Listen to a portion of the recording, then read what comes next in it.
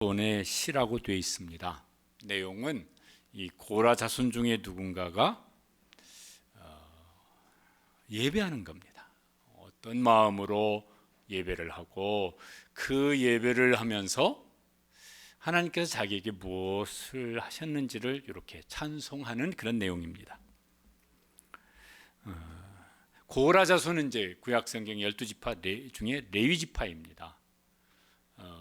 레위 지파는 이제 성전에서 이렇게 봉사하는 일을 감당했는데, 성경에 보면 이 고라 자손들은 성전에서 무슨 봉사를 하냐면은 일부는 성전 문지기 역할을 했고, 또 일부는 성전에서 요새로 말하면은 성가대, 찬양대 봉사를 이제 했습니다. 그 중에 어떤 사람이 이제 시온산, 예루살렘, 성경에 나오는 예루살렘이 있는 산입니다. 거기 시온산에 있는 성전을 간절히 사모합니다. 그 성전에 나아가서 예배드리기를 아주 열망하고 갈망하고 그럽니다. 왜 그럴까 그러면은 사랑하는 만큼 사모하는 것 같아요.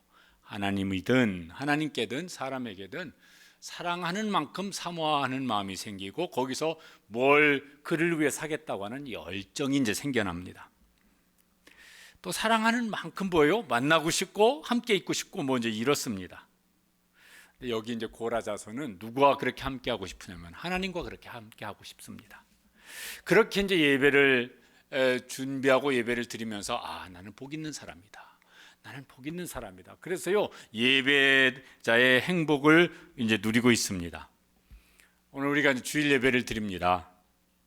우리는 어떤 예배자일까? 오늘 말씀을 이렇게 살펴보면서 나는 어떤 예배자일까?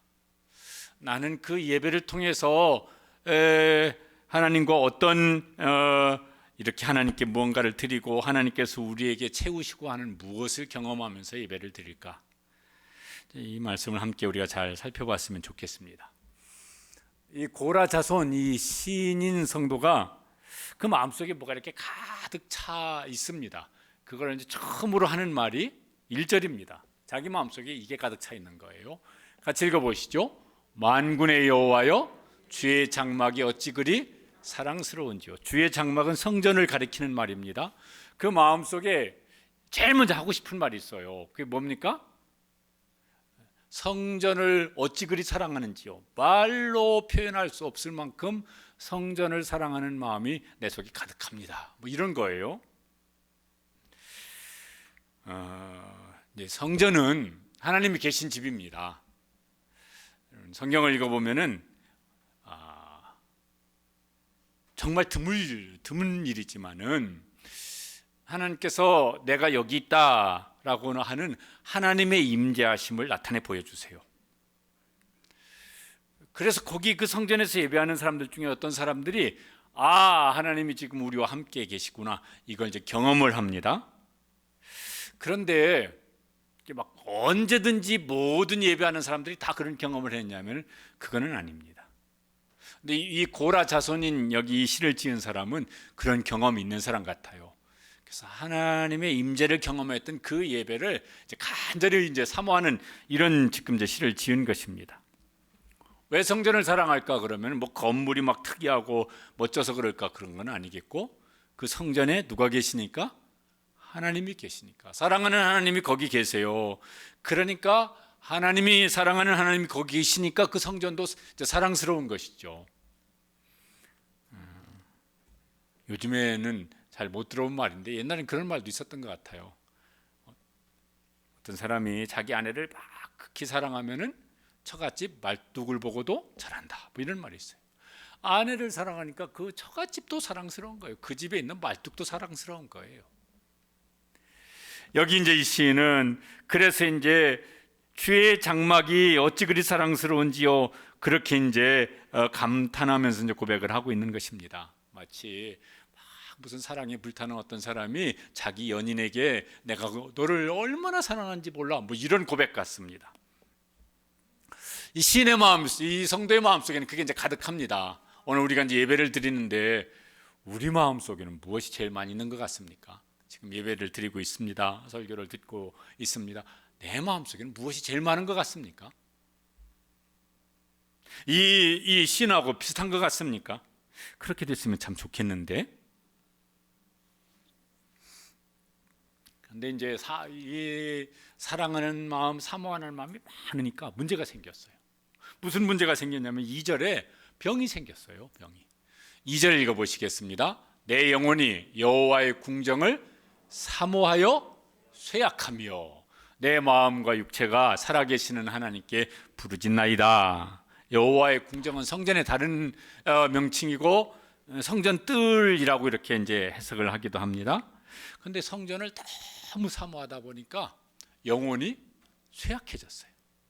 여러분 막 우리가 뭔가를요 막 마음을 다 쏟아서 아주 진액을 쏟아서 뭔가를 하면은 지쳐요. 그걸 막 1시간 동안 혹은 2시간 동안 마음을 다 쏟아서 뭔가를 했어. 그러면 너무 힘들어서 그래 좀 들어 누워 있어야 돼. 앉아 있어 가지고는 안 될 것 같아. 지금 이 고라자손인 어떤 성도가 성전을 너무너무 사모하는데 막 그 사모하는 마음을 자기 진액을 다 쏟아부어서 사모했던 모양이에요. 그러다가 이제 내 영혼이 기진맥진해 있구나. 그러니까 이게 얼마나 그렇게 했는지 모르겠습니다. 고라 자손의 시라고 하는 것이 시편에 여러 군데 나오는데 그 중에 시편 42편에 보면은 거기는 이렇게 말을 합니다. 저기도 비슷한 마음이었던 것 같아요. 저 말씀도 읽어보시죠. 내 영혼이 하나님 곧 사랑하시는 하나님을 갈망하나니 내가 어느 때에 나아가서 하나님의 얼굴을 배울까. 저것도 성전에 가서 예배를 드리는데 이분은 예배를 지금 어떻게 생각하고 있냐면 내가 성전에 나가서 하나님 얼굴을 대면하여 보면서 예배를 드린다고 이렇게 생각을 하고 있습니다. 그냥 가서 이렇게 앉았다 오는 것이 아니고 나는 가서 하나님의 얼굴을 대면하여서 하나님을 만나고 올 것이다.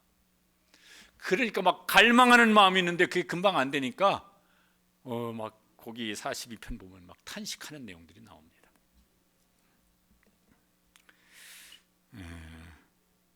그것도 요즘에는 다른 말로 표현하는 것 같은데 옛날에는 병 중에 상사병 뭐 이런 게 있었습니다. 어떤 병입니까? 내가 누군가를 너무너무 사랑해. 막 사랑하는 마음이 막 이게 막 불타올라 가지고 내 몸도 마음도 지쳐버렸어. 뭐 그런 거 상사병이라고. 그런데 여기 이 고라자손을 보면은 상사병인데 누구에 대한 상사병? 하나님께 대한 상사병이에요. 성전에 대한 상사병이에요. 그래서 막 내 영혼이 막 쇠약해질 만큼 지금 그렇게 사랑으로 그 마음이 불타고 있는 것입니다. 요 시편 84편을 가지고 지은 찬송시 중에 저런 찬송이 있어요. 전에는 많이 불렀던 것 같은데 요즘에는 새로운 찬송을 많이 부르는 것 같아요. 저거 아시는 분들 많으시죠? 한번 불러보실까요? 반주로 한번 해주시면은.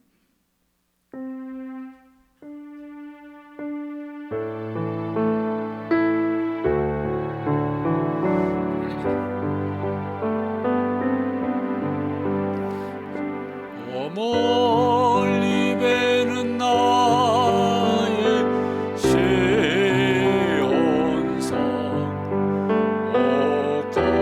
거룩한 곳 아버지지 내 사모하는 집에 가고자 저 부분만 한번 다시 불러보시죠. 저 멀리 배는 나의 시온산 저 멀리 배는 나의 시온산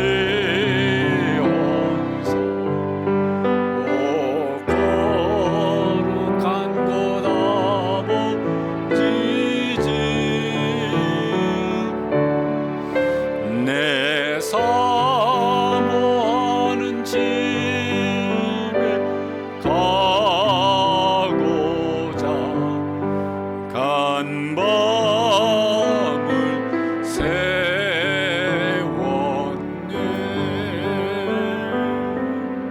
저분이 저 예루살렘 시온상에 있는 성전은 아니고 교회를 생각하면서 지은 찬송시일 거예요.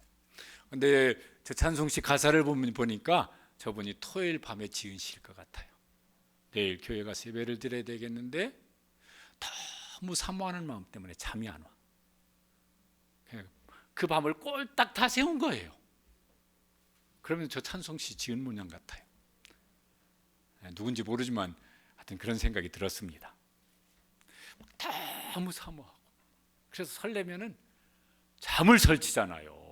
자다가도 깨고 또 자려고 하는데 또 깨고, 그래서 잠을 설치고 그냥 밤을 새우는, 여러분 이런 거 뭔가를 사모하고 뭔가를 그렇게 막 사모하는 마음 때문에 설레서 그래 보신 적 있습니까?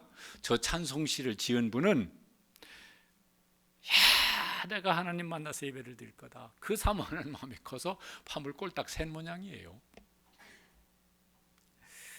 이 시는 그의 영혼으로 또 마음으로 몸으로 하나님께 부르짖었습니다.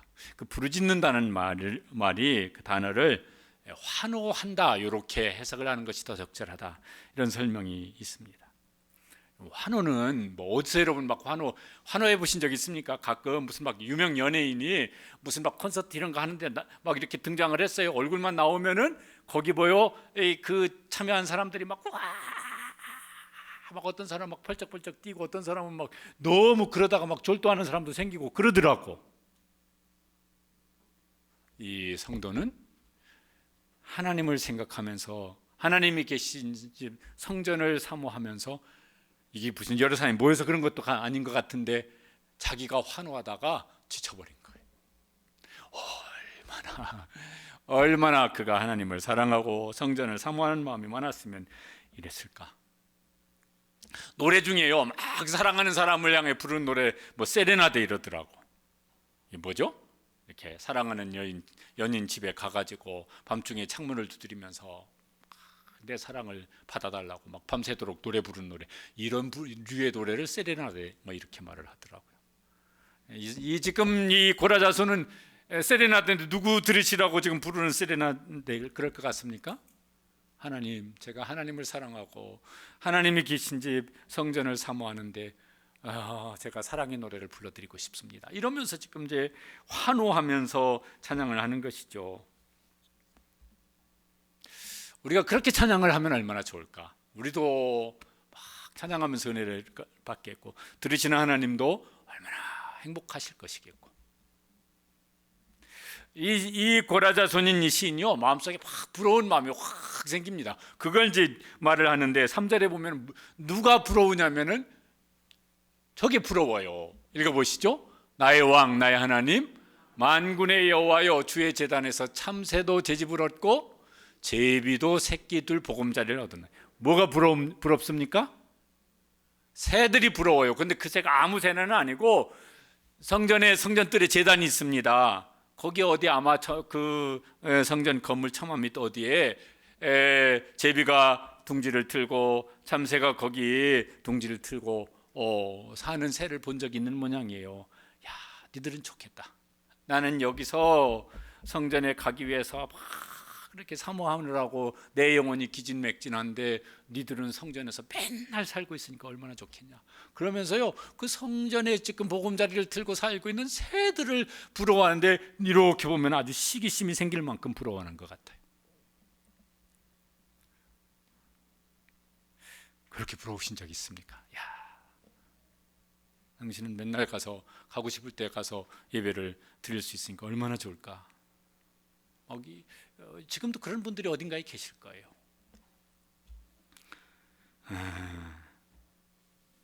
전에 이렇게 어디 안나 어르신들 모시고 가셨을 때인가, 저 자유로 그쪽 끝에 저 파주 그쪽에 이렇게 전망대 있어요. 통일 전망. 그때 누가 그러셨던 것 같아요. 고향이 이북이신 모양이에요. 거기 이렇게 이 서해안 바닷가 끝쪽으로 해서 갈매기들이 왔다 갔다 하고 그러잖아요. 야, 새들 니들은 좋겠다. 나는 고향이 그리워도 수십 년 동안 갈 수가 없는데 니들은 넘어갔다 넘어오고 마음대로 넘어갔다 넘어오고 니들은 참 부럽다. 누군가 그렇게 말씀하시는 게 이렇게 들었던 기억이 있습니다. 아마 이북의 고향이신 분들은 그런 마음 들 거예요. 나는 수십 년을 그리워해도 못 가는데 니들은 마음만 먹으면 갔다가 마음만 먹으면 넘어오니까 얼마나 좋으랴. 이 시인이 그런 것 같습니다. 또 막 이 사람들이 너무너무 부러워요. 야, 니들은 참 행복하겠다. 그 부러워하는 사람들이 4절에 있는데 이제 어떤 사람을 부러워합니까? 읽어보시죠. 주의 전에 사는 자들은 복이 있나니 그들이 항상 주를 찬송하리이다.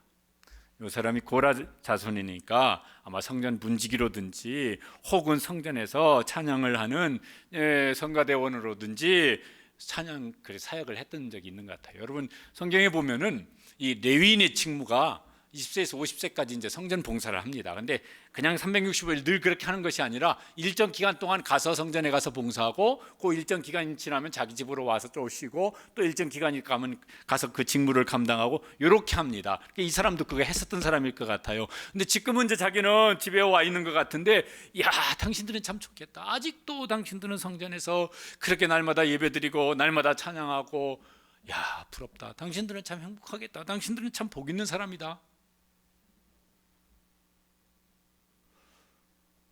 여러분 뭐 그렇게 부러워 본 적 있습니까? 야, 저분은 교회에서 저렇게 날마다 봉사하니까 너무너무 부럽다.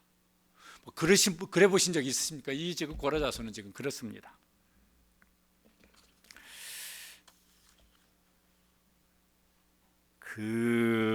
이 고라 자손을 바라보시는 하나님의 마음도 참 무척 좋으셨을 것 같아요. 그렇게 사모하고 있으니까. 그렇게 막 예배하는 사람을, 그렇게 날마다 성전에서 예배하는 사람들 그렇게 부러워하고 있는데, 야, 네 마음이 나를 그렇게 사랑하냐, 그렇게 사모하냐, 이러면서 하나님의 마음도 엄청 좋으셨을 것 같아요. 이렇게 북한 선교를 하는 선교단체가 있어요. 거기서 이제 이렇게 매달 그 잡지를 보내주는 게 있는데, 그럼 북한에 가서 뭐 이렇게 성도들 만난 거, 그분들의 간증, 그들이 막 이게 성경 한 권을 갖다 주면요, 집안에 보물로 여긴대요. 성경 구하기가 힘드니까 막 그런 거. 또 그 중에 이제 어떻게 발각돼 가지고 저기 정치범 수용소 가서 고난 당하다가 또 순교한 뭐 이런 얘기들이 거기 이제 한 번씩 실려서 옵니다. 그분들이 우리를 보면 얼마나 부러울까. 야, 우리는 수십 년째 숨어서 들키면 큰일 나니까, 그러니까 입을 뒤집어 쓰고 소리도 크게 못 내면서 찬송하고, 성경 읽으려면 다 입을 뒤집어 쓰고 있으니까 불도 못 켜고 손전등 켜가지고 성경 읽고. 그런데 저렇게 그냥 마음껏 가서 자유롭게 예배를 드리는 저 사람들을, 야, 얼마나 행복할까, 이러면서 부러워하지 않을까요? 그럴 것 같아요. 근데 정작 우리는 행복합니까? 막 이러면서 막 그 행복한 예배자로 지금 예배드리고 계십니까? 이것도 참 참 숙제예요, 그죠? 어떤 사람들은 막 너무너무 그거 부러워하는데 정작 당사자들은 전혀 그게 뭐 그렇게 그닥 감사할 것도 없고, 이런 일이 우리가 살면서 참 많은 것 같아요. 없는 사람은, 못 누리는 사람을 나는 한 번만이라도 그렇게 해봤으면 좋겠다. 날마다 누리는 사람은 그게 하나도 안 기쁘네. 그래도 감사하게 되시기를 바랍니다. 감사해야지. 우리가 무엇을 잘해가지고 우리는 이런 자유를 누리면서 하나님을 예배하고, 그 사람들은 뭐가 잘못돼가지고 막 그런 고난 중에 신앙생활하고 그런 게 아니잖아요. 천국에서 누구 상이 클지는 모르겠지만,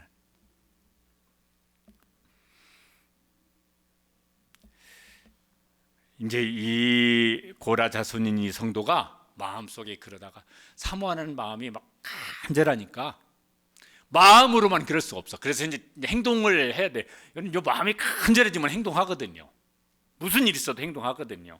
그러니까 이제 마음에 아주 이렇게 결정을 합니다. 작심을 합니다. 뭐 하기로 하냐면은, 그래, 시온산에 있는 성전에 가서 예배 드리자, 이러면서 이제 5절을 고백을 합니다. 5절 말씀도 읽어보시겠습니다. 주께 힘을 얻고 그 마음에 시온의 대로가 있는 자는 복이 있나이다. 이런 사람은 정말 축복받은 사람입니다. 이런 사람은 행복한 사람입니다. 시온의 대로라고 하는 건 뭐냐면 시온으로 가는 길이에요. 그 시온산에 있는 성전으로 가는 길이에요.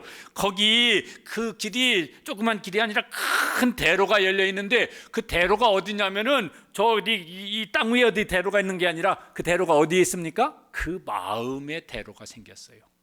마음속에 길이 생겼습니다. 이게 무슨 소릴까? 이런 거죠. 몸은 거기 성전에 나가지 못했어요. 근데 마음은 하루에도 12번씩 수십 번씩 수백 번씩 마음은 계속해서 달려가고 있어요.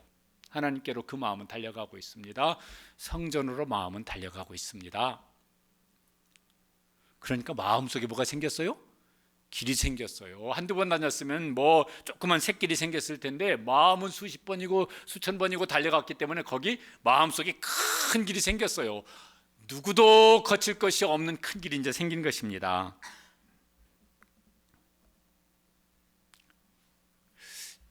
우리도 살면서 이런 것 같아요. 사랑하면은 몸보다 마음이 앞서가는 것 같아요.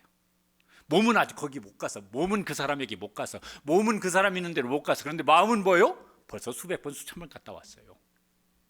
사랑하면은 몸보다 마음이 앞서가는 것 같아요. 그런데 그 사랑이 없으면은 몸은 가는데 마음은 안 따라와. 여러분 그런 거 있죠? 내가 별로 만나고 싶지 않은 사람, 별로 만나는 게 이렇게 부담스러운 사람 만나야 돼. 그러면 몸은 가는데 마음은 안 따라와. 마음은 멀찌감치 있어. 아이고 빨리 하고 집으로 가야지. 마음은 집에다 두고 왔고 몸만 여기 와 있어요. 그런데 그게 계속되지면 몸도 안 따라와요. 그죠? 아유, 자꾸 핑계만 찾아요. 이 핑계 저 핑계 대면서 몸도 안 가요. 네 씨는 마음이 수십 번 그랬는지 수천 번 그랬는지 마음속에 큰 대로가 생겼습니다. 오늘 우리는 예배를 드립니다. 우리 마음에는 하나님을 향한 대로가 지금 활짝 열려 있으십니까? 사랑하고 사모하는 마음이 간절하고 커서 내 마음속에 하나님께로 나아가는 그런 마음의 대로가, 시온의 대로가 확 열려 있습니까? 그러면은요, 그때 이제 내 마음속에 하나님 왔다 갔다 계속 하시니까 그 사람은 아마 하나님께서 내 속에서 지금 뭔가를 하고 계시구나, 이걸 아마 경험하게 될 것이. 그렇지 않고 맹숭맹숭하게 앉아 있으면은 아무것도 없죠. 아이고 요거 지금 에어컨 틀기도 애매하고 안 틀기도 애매하고 틀어야 돼 말아야 돼. 좀 더운 것 같기도 하고 틀면서 너무 썰어날 것 같기도 하고 그 애매하네 오늘 날씨가, 뭐 이런 생각이나 하고 있든지 그러다가 가버리면 그 예배가 도대체 뭔 예배가 될까? 이 사람이 이제 그 마음속에 시온의 대로가 마음에는 길이 활짝 열려 있는데 현실은 또 어려움도 있었던 것 같아요. 그래서 6절에 보면은 현실로 겪는 어려움, 그 어려움을 겪으면서 또 받는 은혜, 이런 것을 이제 6절에는 이렇게 노래를 합니다. 읽어보시겠습니다. 그들이 눈물 골짜기로 지나갈 때 그곳에 많은 샘이 있을 것이며 이른 비가 복을 채워주시나이다. 저게 뭔 소리냐면요, 저기 어딘가에서 시온에 있는 성전을 향하여 갑니다. 근데 거기가 무슨 지금처럼 도로가 좋습니까? 교통이 좋습니까? 걸어가야 돼요. 맨날 며칠을 열흘을 걸어갈 사람도 없고 어떤 사람은 20날을 걸어갈 사람도 있어요. 근데 그게 광야길을 걸어가야 돼요. 길이 거칠어요. 거기 가다 보면 물도 없어요, 광야에는. 그러니까 목이 말라서 고통을 당합니다. 또 거기는 밤이 되면 춥고 낮에는 덥고 또 여기 무서운 사나운 짐승을 만날 수도 있고, 그런 걸 눈물 골짜기라고 말을 하는 거예요. 그리고 이제 이 시온산이 한 해발 800m쯤 되어집니다. 저 어디 북한산 이런 높이만큼 높습니다. 여러분 산을 올라가는데 이 밑에는 좋지만요, 올라갈수록 경사가 가팔라지면은 그 어려운 거예요. 그 삶의 현실에서 실제로 이 사람은 시온산을 가는 과정이 힘들기도 하고 또 그렇게 가기 위해서 힘든 어떤 현실을 겪는 것을 눈물골짜기라고 말을 하는 것입니다. 그런데 그 눈물골짜기를 가는데 거기 우물을 하나님께서 만나게 하세요. 그래서 목을 축여요. 실컷 마셔요. 그런데 우물을 만났는데 이게 물이 없는 우물이네. 그랬더니 하나님께서 이른 비, 저게 가을비입니다. 저기는 건기우기가 있어서 저 가을비를 내려주셔가지고 그 우물에 물을 채워주시는 거예요. 그래서 그걸 복이라고 말을 하는 거예요. 그래서 거기서 마셔요. 여러분 그냥 물 마시는 것도 그냥 이렇게 좋은데 아주 목이 탈 것 같이, 목이 탈 것 같아서 그거 한 모금 안 마시면 죽을 것 같은 이럴 때 한 모금 마시면 얼마나 그 물 맛이 좋겠습니까? 우리도 신앙생활하는 중에 또 주일날 예배를 드리는 것도 눈물 골짜기까지는 아니지만은 어쨌든 수고로운 골짜기를 지나야 되는 분들이 있습니다. 몸이 아파요. 그런데도 내가 가서 예배를 드려야지. 안나 어르신들 중에서요, 그 불편한 몸을 이끌고 이제 오셔서 예배 드리시는 분들이 계세요.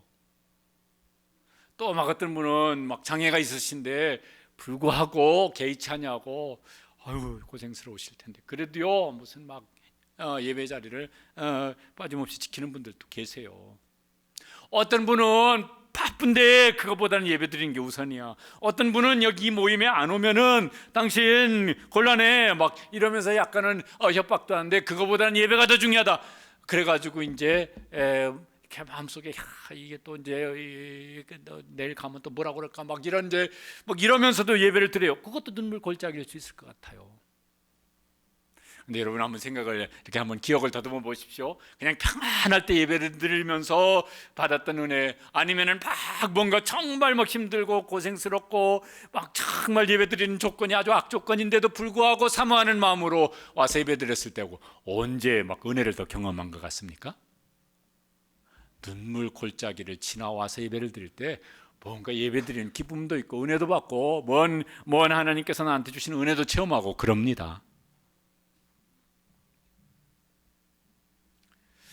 다 차 타고 오니까 요새는 모르지만 제가 이제 막 군목으로 있었잖아요. 근데 그 예배당이 계단 한 30계단 이렇게 이제 올라와서 이렇게 약간 이렇게 위에 이제 산에 이렇게 예배당을 지었어요. 그러니까 저기서 이제 걸어오면은 예배당 들어오려면 한 30계단, 40계단 계단을 올라와야 돼요. 그러면 제가 주일날이든 한 예배 시간 한 10분 전까지는 거기서 안내를 섭니다. 들어온 병사들 이렇게 한번 손잡아주고 이렇게 목사니까 존댓말로 하죠.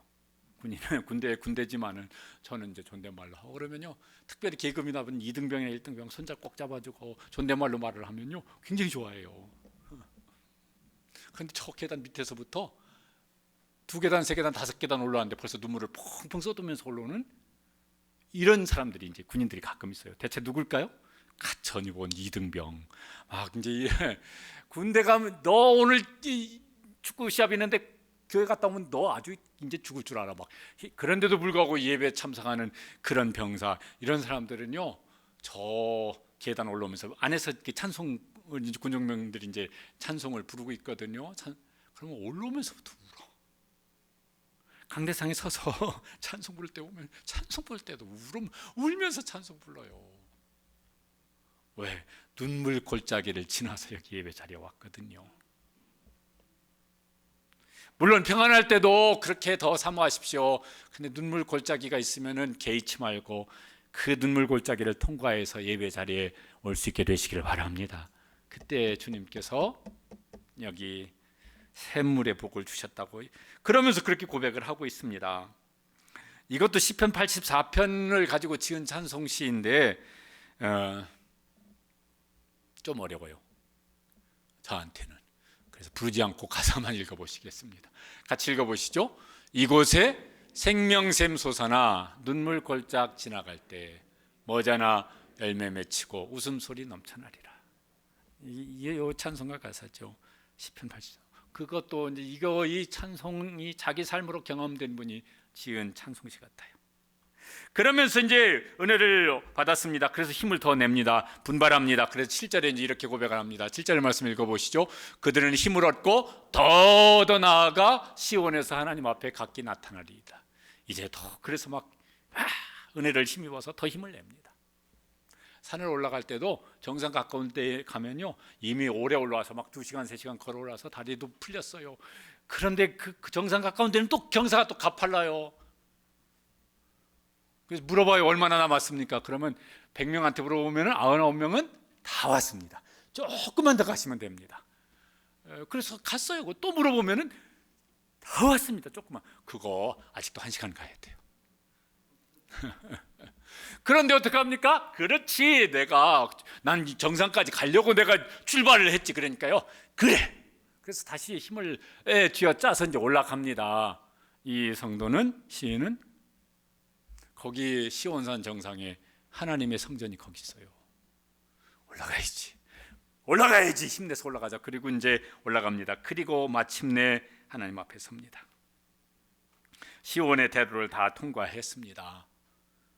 시온의 대로는요 평탄한 길도 있지만은 눈물 골짜기도 있다니까. 다 통과해서 이제 하나님 앞에 섰습니다.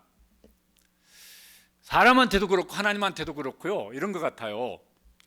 이게 막 사랑하고 사모하는 마음이 없으면은 자꾸 핑계거리가 앞서요. 그래서 이 핑계 저 핑계 대면서 못할 안 할 구실을 찾아요. 그러죠? 요번 주말에 좀 시부모님이 전화가 왔습니다. 좀 다녀갔으면 좋겠는데 가기 싫으면요, 아이고 애가 코로나 같은데 약간 의심되어져서 좀 그러네요. 그리고 안 가요. 실은 기침 한 번밖에 안 한 건데 애가 막 열이 나는 게요, 혹시 코로나일지 몰라서 좀 조심스럽네요. 만져보니까 자기 이마보다 더 서늘한데. 그래서요, 안 할 핑계거리를 찾아요. 그리고 안 해요. 근데 사랑하고 사모하는 마음이 많으면 많을수록 핑계거리가 없어져요. 아니, 핑계거리가 없어진 게 아니라 그게 핑계거리가 안 되어져요. 경험하셨죠? 이렇게 막 지금도 막 수십 년 살면서 부부가 그러면 좋겠지만은 천하총각이 막 사랑에 푹 빠졌어요. 회사가 바빠, 얼마나 바쁜지 몰라. 만나야 될 사람이 거리도 멀어. 만납니까? 못 만납니까? 다 만나요. 바쁜 게 상관이 없어요. 거리가 먼 게 상관이 없어요. 다 해요. 다 해. 미국에 있어도 막 저녁마다 통화를 막 1시간 반씩 해가지고 전화요금이 한 달에 100만 원도 나왔다고 그러더라고. 요즘에는 싸지. 옛날엔 전화요금 비쌀 때. 핑계가 안 되어져. 핑계가 안 되어져. 그러니까 막 뭐 이렇게 막 이제 무슨 핑계거리 찾으면은 진짜 그게 부득불 그런 사람도 있겠지만, 너무 자꾸 하자고 하지 말아야 되겠구나. 저 사람 마음이 없구나. 이제 그러고 얼른 이렇게 더 이상 얘기하지 않는 게 좋을 수도 있을 것 같아요. 여기 시인은 사랑하고 사모하는 마음이 많으니까 눈물 골짜기가 핑계거리가 안 되어져. 오히려 그 눈물 골짜기 가면서 뭐예요? 야, 하나님께서 이런 은혜의 샘을 터뜨려 주시는구나. 이러면서요, 막 오히려 자기는 복 있는 사람이라고, 자기는 행복한 사람이라고 이렇게 말을 합니다. 우리 속에 그런 사모하는 마음, 사랑하는 마음, 이것도 억지로도 안 되지만 하나님께 은혜 주셔야 되지만 그런 은혜를 주시고 그런 마음을 더 크게 주셔서 하나님 앞에 나아가는 일에, 하나님을 예배하는 일에 이 고라자손 성도와 같은 이런 예배자가 되시기를 주님의 이름으로 축복합니다. 또 나는 사모해야 되겠고 노력을 해야죠. 저절로는 안 되죠. 드디어 이제 성전에 도착을 했습니다. 7절에 보면은 도착해서 이제 이렇게 합니다. 그가 이제 누리는 행복인데 7절 끝에 보면 뭐냐면 하나님 앞에 각기 나타나리이다. 이게요, 자기 자신을 드리는 거예요. 구약에는 제물을 드리잖아요. 제물처럼 자기 자신을 하나님 앞에 드리는 거예요. 예배하는 마음과 태도이죠. 시편 132편 7절에 보면 이것도 성전에 올라가는 노래인데, 그 사람은 나는 하나님 앞에 가서 저렇게 예배하겠다고 마음에 결심을 하고 지금 이제 성전을 향하여 나아갑니다. 읽어보실까요?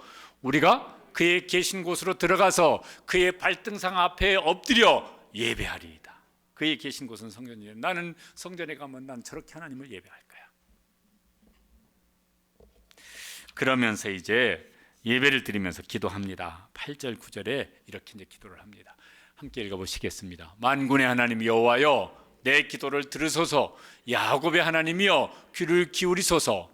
9절, 우리 방패이신 하나님이여, 주께서 기름 부으신 자의 얼굴을 보옵소서.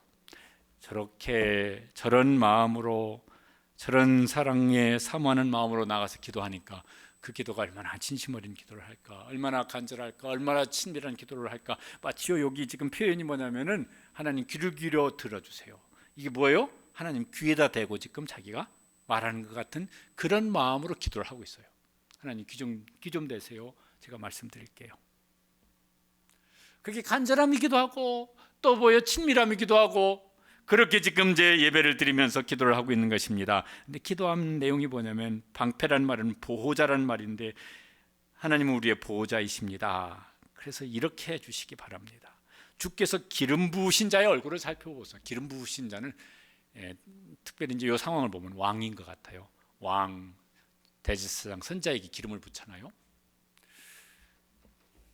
하나님, 저 이거 해결해 주세요, 이런 기도가 앞서지 않냐고 뭐 그런 기도도 했을 것 같긴 하지만, 먼저 앞선 기도가 뭐냐면 왕을 보살펴 주십시오. 지도자를 하나님 보호해 주십시오. 저 말은 뭐냐면은 우리나라를 하나님 보살펴 주시고 보호해 주십시오. 저 말은 또 어떤 말일까 그러면은 하나님 우리나라에 살고 있는 모든 백성들 일거수일투족 보살펴 주시고 보호해 주시고 인도해 주십시오. 중보자로서 기도합니다. 저 기도를 들으시는 하나님께서요 어떻게 하고 싶으시겠습니까? 얼마나 하나님께서 저 기도를 들으시면서 마음이요 이렇게 뜨거워지실 것 같아요. 그 기도를 한 다음에 하나님께서 자기에게 채워주시는 것들을 이제 고백을 합니다. 하나님께서 뭔가 꽉꽉 눌러서 가득가득 채워주세요. 그 중에 이제 10절에 보면은 이제 이게 좋다고 말을 합니다. 10절 말씀 읽어보시겠습니다. 주의 궁정에서의 한 날이 다른 곳에서의 첫날보다 나은즉 악인의 장막에 사는 것보다 내 하나님 성전에 문지기로 있는 것이 좋사오니. 거기서 하나님께서 그를 만나 주셨던 것 같아요. 하나님의 임재하심을, 하나님의 사랑의 품을 경험한 것 같아요. 너무너무 좋아서 지금 이 예배하는 하루가 다른 일상생활하는 첫날보다 더 좋습니다. 비교 불가할 만큼 좋다는 거예요. 악인의 장막에 그냥 먹고 마시고 즐기는 사람들 가운데 거기서 막 무슨 함께 즐거워하는 것보다 하나님 성전에 문지기로 있는 것이 저기에는 훨씬 더 행복합니다. 그런 이제 행복을 이제 고백을 하고 있습니다. 왜 그럴까? 사랑하는 하나님과 함께 있으니까. 그렇잖아요.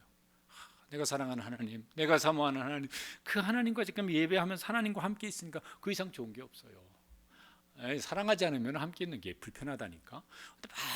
근데 진짜 온 마음으로 사랑하면 그하고 있는 것이 제일 좋지 않겠습니까? 그러니까요, 이게 제일 좋은 거예요. 다른 어떤 것보다도 내 사랑하는 하나님과 함께 있는 것이 저한테는 제일 좋습니다. 하나님과 함께하는 그 행복감이 이 사람 마음속에 꽉 차 있습니다. 그리고 예배를 드리면 하나님께서 내가 사랑하는 하나님 내 마음속에 꽉 차 있어요. 내 생각 속에 꽉 차 있어요. 그래서 행복하다. 이럴 수 있는 예배자 되시기를 축복합니다. 저절로는 안 되겠죠. 이 예배자처럼 그렇게 앞에 과정이 이제 있어야 되겠죠. 우크라이나가 아직도 전쟁 중입니다. 어느 그 뉴스 장면 중에 군인들이 예배 드리는 장면이 있더라고요. 그냥 몇 명이 지금 전투 중이니까 다 모일 수도 없는 것 같아요. 몇 명이 저 설교하는 저 목사님도 그냥 저거 메리아스 바람에 이거 목사 후드만 두르고 설교를 하시는 것 같아요. 전쟁 중에도 예배를 드리고 있어요. 그러니까 사모하는 사람은, 그 예배를 사랑하고 사모하는 사람은, 하나님을 사랑하고 사모하는 마음이 많은 사람은 언제라도 예배 드릴 수 있냐면 전쟁 중에라도 예배 드릴 수 있어요. 핑계거리가 없어진다니까. 핑계거리가. 무슨 핑계거리가 생겨? 내 마음속에 사랑으로 가득 차 있는데. 또 이제 어떤 마음이 가득 차 있냐면은 11절에 보면은 이런 것이 이제 마음속에 가득 이제 채워졌어요. 11절도 읽어보시겠습니다. 여호와 하나님은 해요 방패이시라. 여호와께서 은혜와 영화를 주시며 정직하게 행하는 자에게 좋은 것을 아끼지 아니하실 거예요. 햇빛이 이렇게 다 온 땅에 비치는 것처럼 하나님께 내게 그렇게 은혜로 비춰주세요. 그런 걸 지금 본인이 이제 경험을 하고 있습니다. 또 하나는 소망이에요. 좋은 것을 아끼지 아니하실 것임이니라. 하나님께서 좋은 것을 아끼지 아니하시고 채워주시겠구나. 그런 소망이 그 마음속에 이제 가득 찹니다. 걱정, 근심, 염려 가지고 왔었는지는 모르겠는데 이제는 소망으로 가득 차 있습니다. 금요일 저녁에 우리 자녀 축복 기도회 하는데 늘 오는 자녀들이 와요. 부모들이 참 귀하고 애들도 참 귀해요. 그러니까 이 아이들은 정말 진심으로 제가 이렇게 축복하면서 기도를 합니다. 그 중에 어떤 애는 대학생이 됐는데도 이렇게 그건 부모가 안 했겠지, 자발적으로 그랬겠지. 그래서요 정말 간절한 마음으로 이제 축복하며 기도를 해줍니다. 그런데 중학교 2학년짜리가 이렇게 좀 한 중학생쯤 되어지면은 그 이상 되지면 제가 물어봐요. 너는 뭔 기도 제목이 있냐 물어봐요. 그랬더니 중학교 2학년짜리가 이런 기도 제목을 말을 했습니다. 저는요 늘 하나님을 경외하는 생활을 하고 싶어요. 중학교 2학년짜리예요. 저는 늘 하나님을 경외하는 그런 생활을 하고 싶어요. 그거 기도해 주세요. 다른 거 없어요. 제가 이거 마음이 뭉클하더라고요. 야, 중학교 2학년 사춘기, 북한군도 무서워서 못 내려온다는 중2인데 이 아이 마음속에 하나님을 경외하는 생활을 하고 싶어요. 다른 건 없대. 이 부모가 그렇게 시켜서 그럴까? 그래서 진짜 마음도 꾹꾹 눌러서 담고 손에다 힘도 꾹꾹 눌러 담아가지고 이 아이를 축복하며 기도했습니다. 하나님께서 아낌없이 그러죠. 그렇게 예배했는데 자기 마음속에 소망으로 가득 찼다니까요. 하나님께서 아낌없이 나에게 주시는구나, 주실 것이구나. 또 한 가지는 이제 빌립보서 4장 19절 말씀도 한번, 이제 이분도 이런 이제 소망이 있었던 분인데 같이 읽어보시겠습니다. 나의 하나님이 그리스도 예수 안에서 영광 가운데 그 풍성한 대로 너희 모든 쓸 것을 채우시리라. 이 시인이 그랬던 것 같아요. 그러면서 이제 이 시의 마지막을 이렇게 이제 끝냅니다. 12절 말씀 같이 읽어보시죠. 만군의 여호와여 주께 의지하는 자는 복 있나이다. 지금 자기 자신 얘기를 하는 거죠. 나는 복 있는 사람이라고. 만군의 여호와께 내 인생을 의지하고 예배하고 있으니까 나는 복 있는 사람이라고. 나는 행복한 사람이라고. 나는 축복받은 사람이라고. 그러면서 이 시를 이제 마칩니다. 그리고 이제 예배 끝나고 이제 자기 삶의 자리로 갔을 것 같아요. 이 시편 84편으로 지은 찬양도 이거 예전에 이렇게 불렀었는데 이건 좀 더 어려워서 뭐 부를 엄두가 안 나요. 근데 굉장히 은혜로워요. 주의 집에 거하는 자 항상 주 찬송하리. 시온의 대로가 있고 힘 얻는 자 복 있네. 주 얼굴 뵐 때까지 힘을 얻어 더 나아가리. 들으소서 만군의 주 하나님 구하오니 이 땅 축복하소서. 저 사람도 그렇게 하나님 앞에 배울 때까지 나아가서 기도하는데 하나님 이 땅을 축복해 주십시오. 이런 이제 기도를 하고 있습니다. 오늘 우리가 주일 예배를 드립니다. 이 고라자손 시인 같은 이런 예배자가 되었으면 참 좋겠습니다.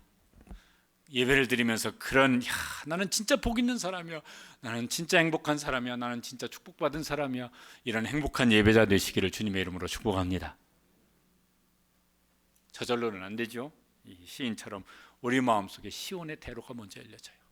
마음속에는 사랑하는 하나님께 100번이고 1000번이고 내 마음은 이미 왔다 갔다 했어요. 이 예배 자리에 나오기 전에. 그러니까 이 예배 자리에 나와서 하나님 제가 왔어요. 그러면서 하나님의 임재하심을 어떻게든 내가 느끼고 경험해요. 그리고 예배 끝나고 돌아갈 때는 뭐예요? 하나님께 내 속에 꽉꽉 채워주신 것을 내가 품고 삶의 자리로 또 나아가요. 그거를 일주일마다 계속한다면, 그걸 매일같이 새벽마다 그렇게 한다면 얼마나 복된 사람일까. 그런 행복한 예배자 되시기를 주님의 이름으로 축복합니다. 기도하시겠습니다.